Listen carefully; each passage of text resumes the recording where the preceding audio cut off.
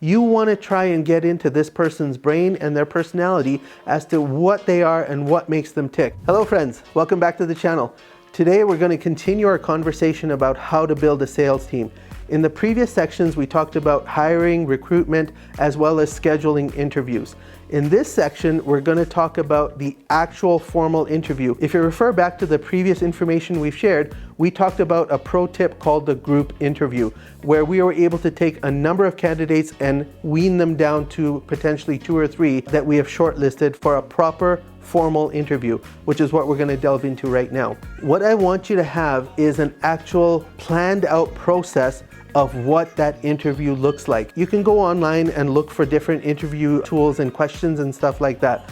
But you basically want to have questions that talk about what has their previous experience been.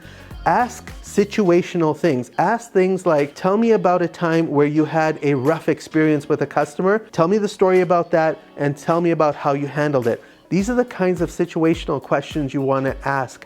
You don't want to ask basic stuff like, hey, how long were you at the last role? You saw that already on the resume. You don't need to waste your time with that. You want to try and get into this person's brain and their personality as to what they are and what makes them tick. Do they get frustrated when people push back, when customers push back? Are they the type of person who will just shove off everything to their manager? Or are they the type of person who will basically empathize with that customer, try and figure out what their concerns are, try and figure out what their needs are, and come up with a solution? That is the ideal candidate. And as part of the interview process, that's what we're trying to get out. So you want to prepare a list of 10 or 12 different questions, and you're going to ask those same 10 or 12 different questions to all of the people, because you're looking for something that you can basically score, some kind of a report card, so you can now take that short list of candidates that you have and get them down to that 1, maybe 2 people that you actually want to make an offer to. So if you're looking for some of these types of resources, I'll try and link them in the description below, give you a few thought starters at least about some questions to ask when you're doing your formal interview.